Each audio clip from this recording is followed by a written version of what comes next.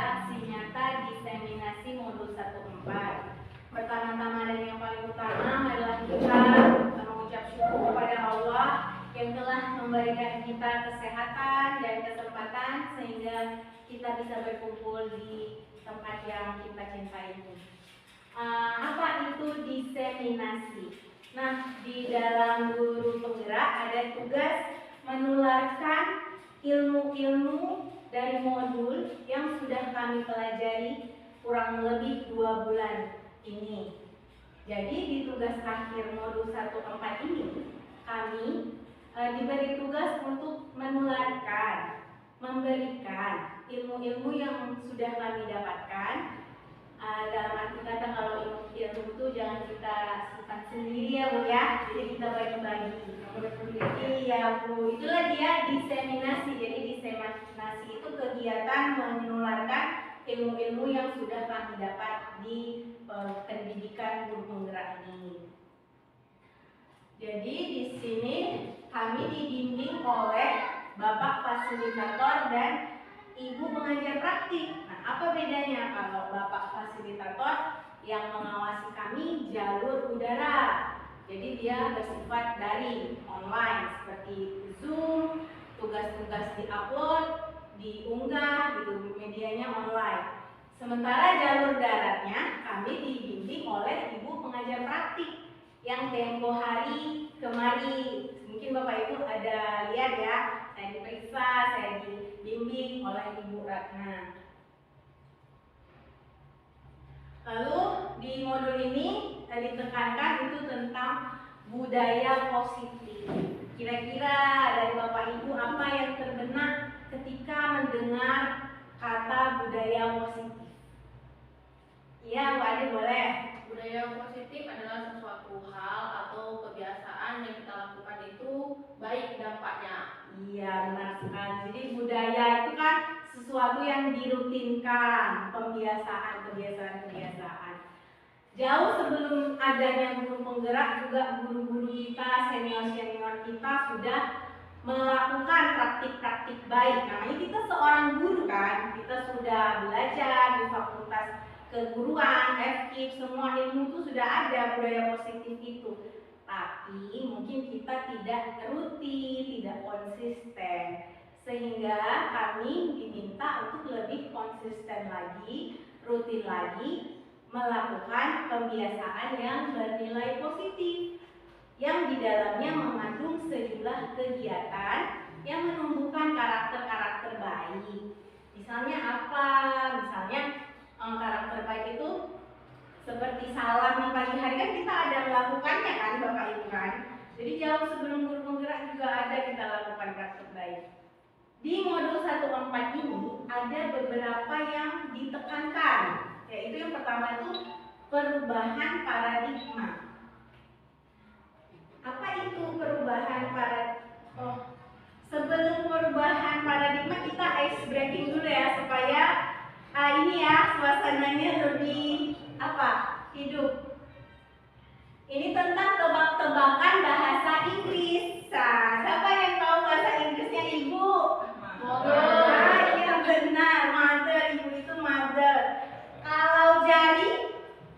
Finger. Benar Ibu Rika, finger. Jari finger berarti kalau ibu jari? Bukan mother finger. Mother finger apa tahu? Ya ternyata nggak bisa ya, dikecohkan ya. Ada guru bahasa Inggris. Padahal saya mau mengecohkan tadi kan ibu mother, jari finger. Jadi ibu jari harusnya mother finger ya kan? Ternyata nggak bisa terkecohkan. Ada guru bahasa Inggris. Satu lagi. Kalau mata apa? Eye. Kalau dua matanya kayak mana? Double eye? Kayak mana yuk?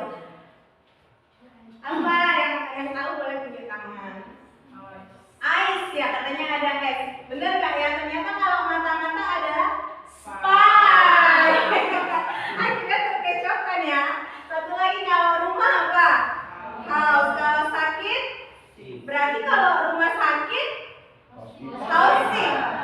Oh bukan housing, oh hospital ya. Tepuk tangan dulu untuk ibu-ibu ada semangat.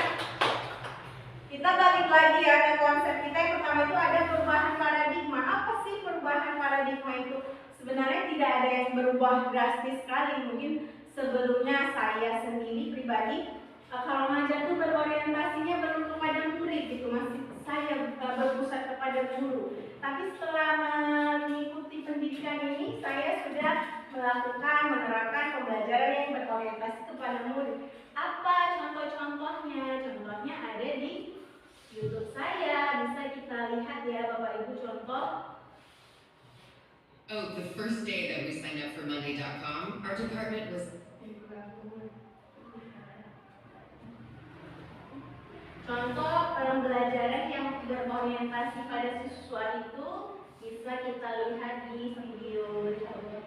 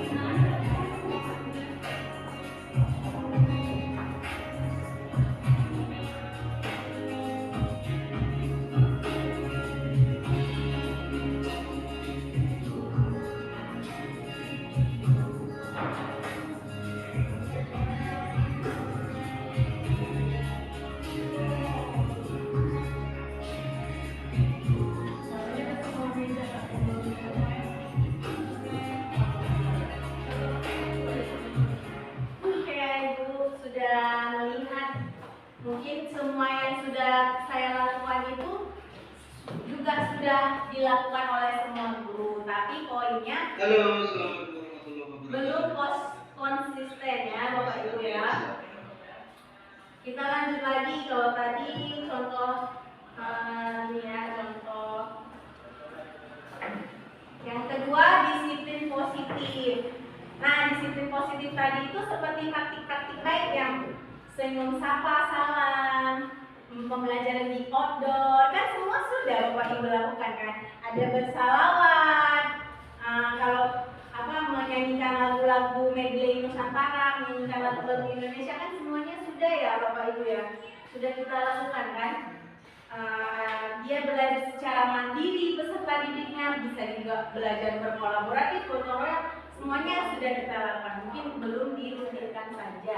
Nah, kalau ini Bapak Ibu bisa nonton di aksi nyata yang kedua.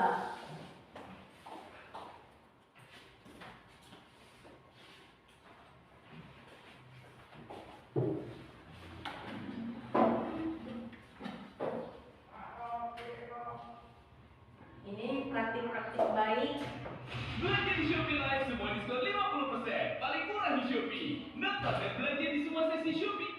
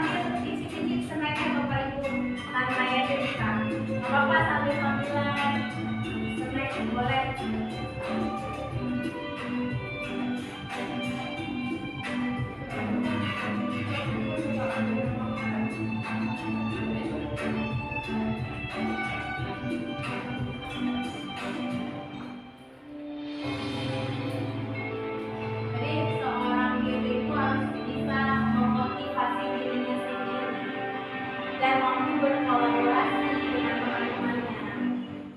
Seperti yang kolaborasi saya dengan Bu Sari. Ya Bu Sari ya.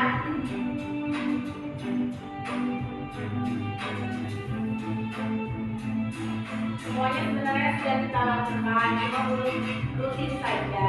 Kita baru sesekali melakukannya.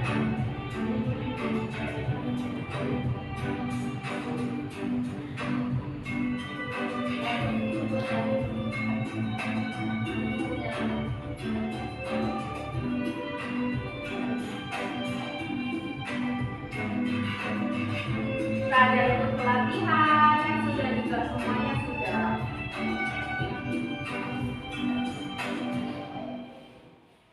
Kembali lagi ke presentasi saya. Tadi praktik baik sudah, lalu ini mungkin ada yang baru, keyakinan kelas. Sebenarnya nggak baru-baru kali juga sih. Keyakinan kelas ini tuh kata-kata lainnya adalah seperti peraturan kelas. Nah ini mungkin diperbarui kata-katanya menjadi keyakinan kelas. Jadi misalnya di peraturannya itu dilarang membuang sampah sembarangan, itu kan peraturan. Nah kalau dijadikan keyakinan kelas, kata-katanya aja yang berubah. Guru dan murid sangat menghargai nilai-nilai kebersihan. Nah, jadi cuma ada kata-katanya aja yang dirubah. Sebenarnya keyakinan kelas ini seperti sebuah peraturan, sebuah kesepakatan yang harus disepakati seperti konsekuensi gitu. Kan kita juga ada melakukannya di kelas, ya kan? Nah ini contoh keyakinan kelas saya. Misalnya hanya boleh naik turun tangga di waktu yang penting. Nah, kata-katanya kalau biasa peraturan tidak boleh naik turun tangga atau dilarang naik turun tangga. Jadi hanya kata-katanya yang dibuat lebih halus lagi. Terus demi menjaga keselamatan hendaknya menjauh dari jendela. Tapi kan itu nilai-nilai keselamatan, kan? Terus kami menyadari tembok di balkon bukan tempat bersandar. Berarti kan itu kalau peraturannya dilarang bersandar di tembok, itu hanya kata-katanya saja yang diperhalus. Lalu ada pertanyaan, mengapa murid suka melakukan pelanggaran? Jawabannya itu pada dasarnya dia itu tidak terpenuhi kebutuhan dia sebagai manusia. Jadi sebagai manusia itu kita memiliki lima kebutuhan dasar manusia. Ada 5, yaitu kebutuhan untuk bertahan hidup seperti kita makan, minum, memakai pakaian, kita punya rumah, itu kan survive ya kan, biar kita bertahan hidup. Terus kita kebutuhan ada kasih sayang. Jadi anak kecil itu banyak dia membutuhkan kasih sayang lebih banyak. Artinya masih kecil, dia belum dewasa. Nah kita ini kan di taraf jenjang SD. Jadi sebagai guru harus pintar-pintar menjaga emosi dan lebih memahami perasaannya si murid tadi. Terus ada juga kebutuhan freedom, kebebasan, kesenangan, dan kekuatan. Di nomor 4 ini seringkali anak murid kita melakukan pelanggaran. Karena demi dia mendapatkan kebutuhan fun-nya dia itu tadi, dia senang, dia sering melakukan hal-hal yang salah gitu. Bagi dia iseng, bagi dia cuma untuk hanya bercanda doang, hanya untuk senang-senang. Padahal itulah karena dia kekurangan kebutuhan dasarnya itu tadi, makanya dia melakukan pelanggaran. Kalau dia sudah melakukan pelanggaran, kita mempunyai 5 posisi. Kita boleh sebagai penghukum, boleh sebagai manajer, boleh sebagai pemantau, membuat rasa bersalah, sebagai teman. Jadi yang paling bagus menurut Bapak Ibu yang mana? Kalau saya dulu sebelum CGP itu saya sebagai teman. Kalau dulu ya, sebelum ikut CGP saya sering memposisikan diri saya itu sebagai temannya anak murid. Ternyata itu belum bagus posisi kontrol yang sebagai teman. Kita balik lagi ya. Jadi menurut Bapak Ibu yang paling bagus sebagai apa? Kira-kira? Kalau saya pikirnya sebagai teman itu udah paling bagus. Ternyata posisi kontrol yang paling bagus bukan sebagai teman. Kayak mana Bu Siti, boleh idenya? Kalau saya membuat rasa bersalah? Membuat rasa bersalah ya. Jadi kayak dia tuh dengan sendirinya merasa bersalah gitu ya Bu ya. Bu Dini, coba dijelasin yang hukum seperti apa, pembuat rasa bersalah seperti apa, manajer dan pemantau. Jadi Oke. kami bisa membedakannya. Kalau penghukum tuh yang seringkali saya waktu zaman saya SD, ibu-ibu guru saya killer. Sedikit saja saya buat kesalahan langsung kena hukuman. Kalau hukuman itu sifatnya tiba-tiba. Saya nggak ada kesepakatan dulu. Tiba-tiba saya langsung dihukum, berdiri di depan kelas satu kaki. Nah itu baru penghukum. Itu guru yang sebagai penghukum itu tidak bagus ya. Terus ada yang seperti Bu Siti bilang, membuat rasa bersalah. Kalau membuat rasa bersalah lebih bagus daripada menghukum karena sudah membuat konsekuensinya yang tadi kita pelajari itu. Jadi si anak itu sudah sadar sendiri, kan tadi kita sudah membuat kesepakatan. Ketika kamu melanggar, kita hanya mengingatkan aja, punya kesepakatan kan. Nah, jadi dia merasa bersalah sendiri, sadar diri sendiri, itu namanya membuat rasa bersalah.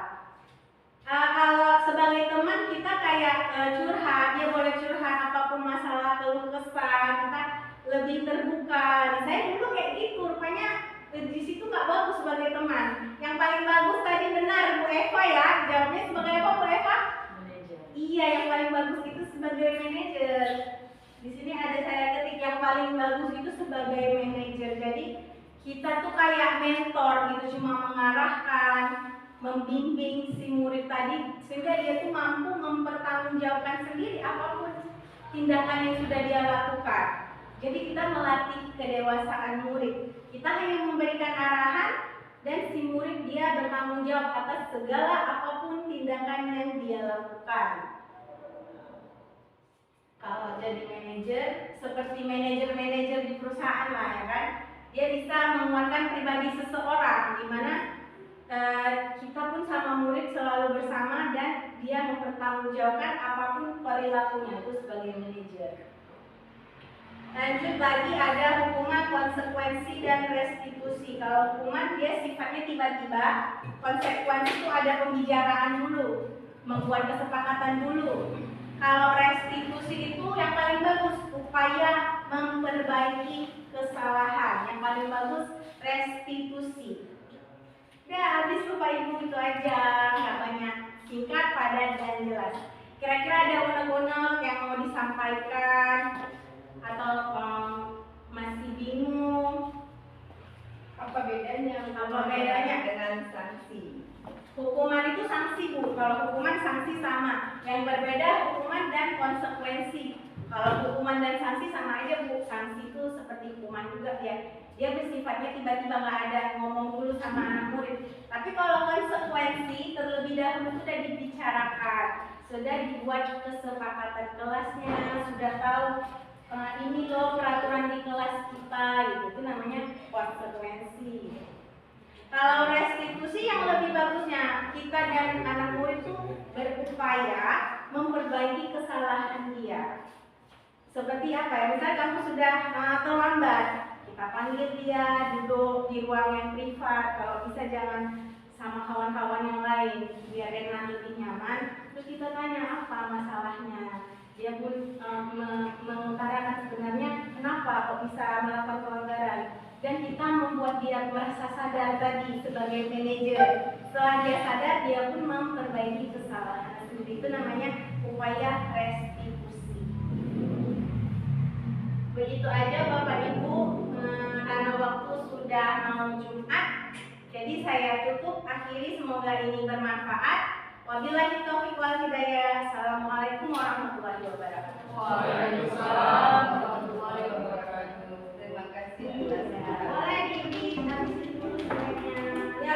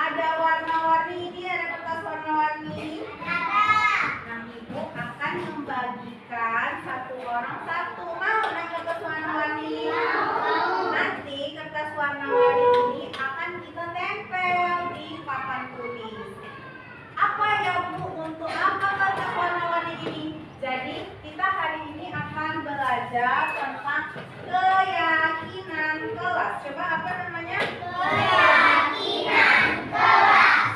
Oke, keyakinan kelas itu apa ya kira-kira? Siapa yang tahu apa sih keyakinan kelas? Belum tahu ya? Keyakinan kelas itu seperti konsekuensi. Nah, coba baca.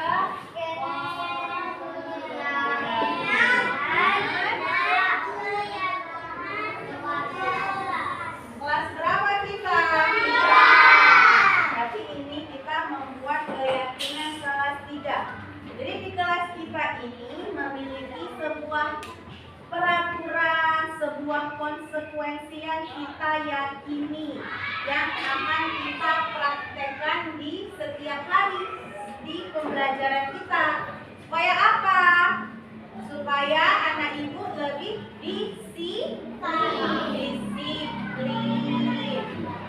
Misalnya keyakinan kelas itu ada hal-hal untuk keselamatan kita. Kalau kita mau menjaga diri kita, berarti kita harus menghindari hal-hal yang berbahaya. Itu juga bisa dijadikan sebuah keyakinan misalnya nih, ini contoh ya. Nomor 1, ibu tulis di kertas kuning ini adalah untuk menjaga keselamatan kita menghindari jendela karena jendela berbahaya. Saya menghindari jendela ibu ya, tulisnya ya. Oke, setelah ibu tulis, ibu tempel. Nanti tugas anak ibu, ada berapa orang kita? Oh, terbalik ya. Jadi ini ada yang ada lemnya, ada yang tidak ada lemnya. Nah, jadi tulisnya di tempat yang tidak ada lemnya. Kayak ibu nih terbalik nih, kalau ditempel akhirnya tulisannya nampak. Bukan nampak. Ini jangan salah nak ya. Ada yang ada lemnya. Jadi kalian tulis di bagian yang tidak ada lemnya. Karena nomor 1 menghindari jendela. Nanti kalian boleh jawab apa saja. Misalnya buang sampah di tong sampah. Boleh, apa saja boleh. 1 orang satu. Ini ada lemnya ya, ini yang ada lemnya. Nah, berarti tulisnya di sini. Yang tidak ada lemnya. Oper ke belakang dulu. Ada lemnya, ada yang ada lemnya.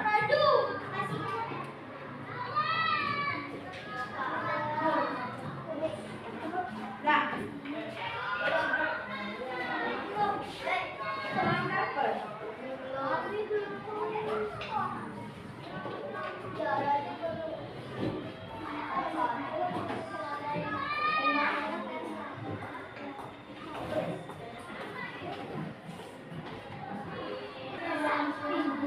satu orang menuliskan 1 peraturan.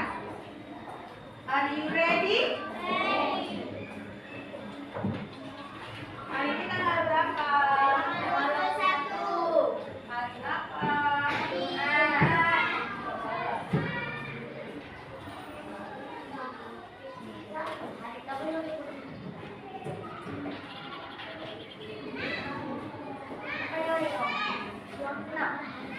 Sudah siap nak?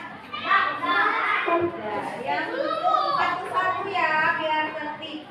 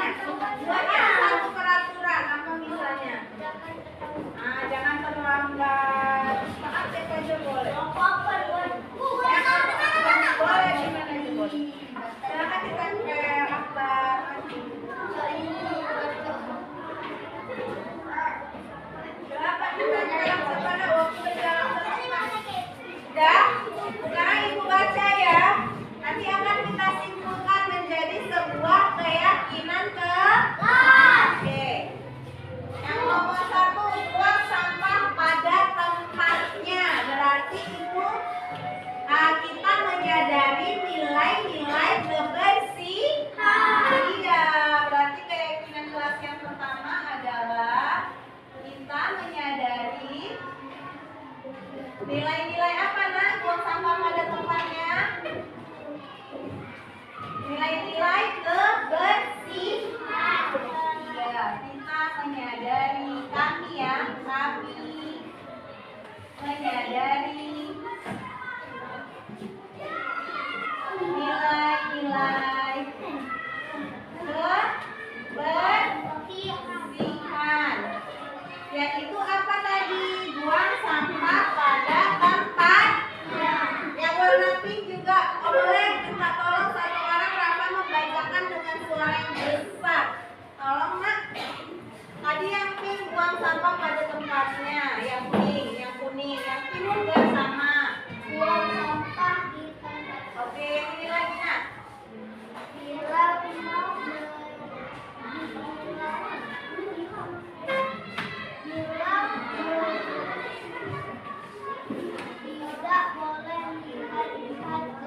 Tidak boleh lihat-lihat ke bawah. Itu demi apa? Untuk apa? Iya, berarti itu nilai-nilai keselamatan. Berarti kami menyadari nilai-nilai, iya, nilai-nilai keselamatan. Mau nggak jatuh ke bawah? Berarti kita harus menghindari hal-hal yang berbahaya. Terus apa baca lagi?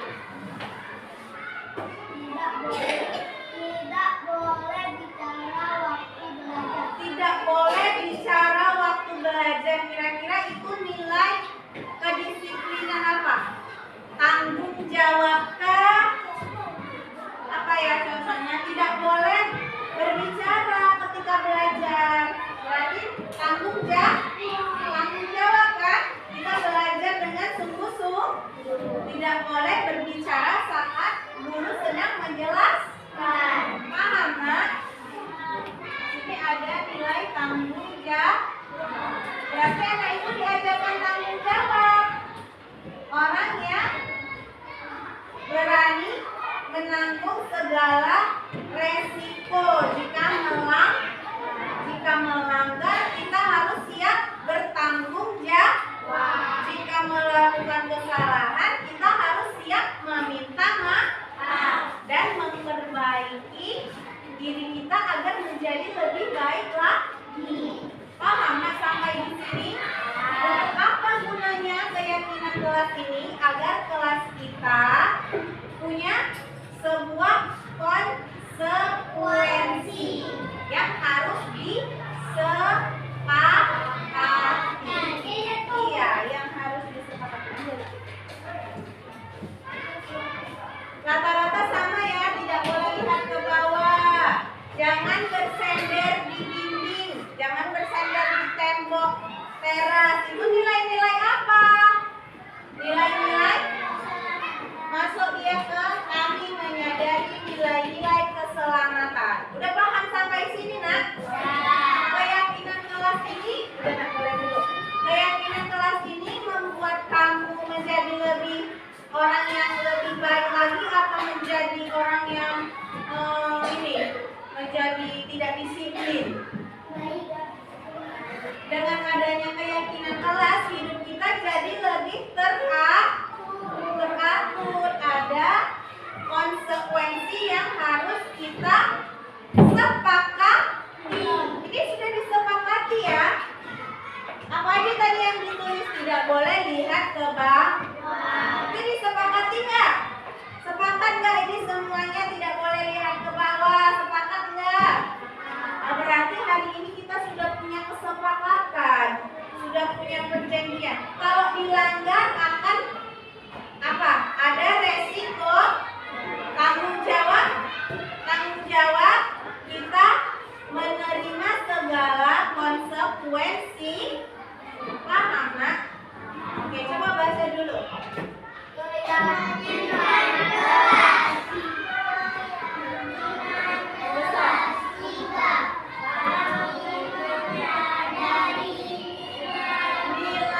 kebersihan.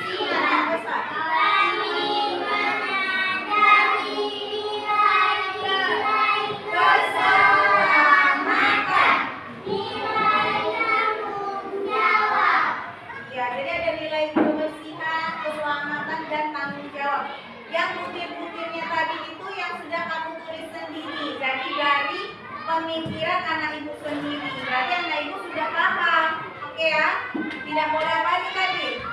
Kalau yang kemarin dicatat apa? Coba baca. Yang kemarin dicatat. Apa konsekuensinya?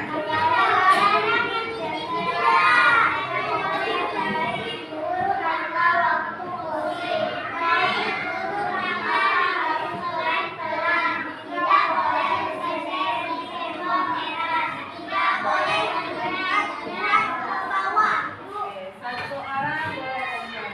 Satu orang yang besar suaranya baru coba. Yang apa?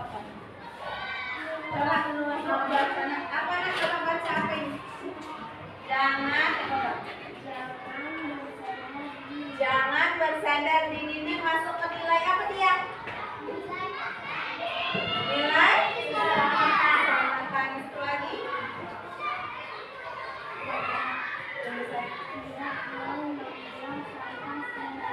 Apa nak coba baca nak? Tidak boleh. Itu masuk ke nilai apa nak ibu? Nilai kebersihan. Berarti saya tahu ya keyakinan kelas kita ya. Paham? Pokok mana? Apa pukul aja? Coba satu orang bagi sebanyak yang kemarin. Konsekuensi. Di depan. Dengar ya, ini yang sudah dirangkum. Dengar baik-baik.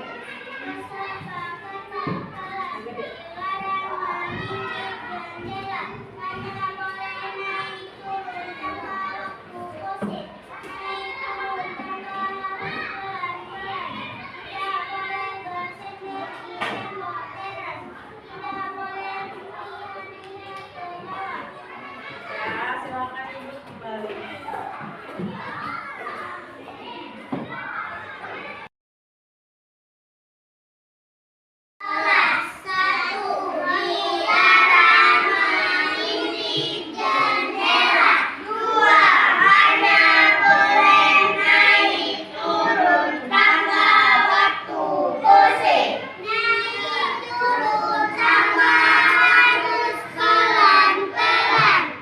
Terus.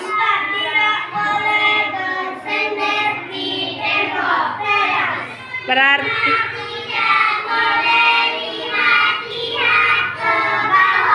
oke ya, semua udah tahu keselamatannya, nilai-nilai tanggung jawabnya, nilai-nilai kebersihannya.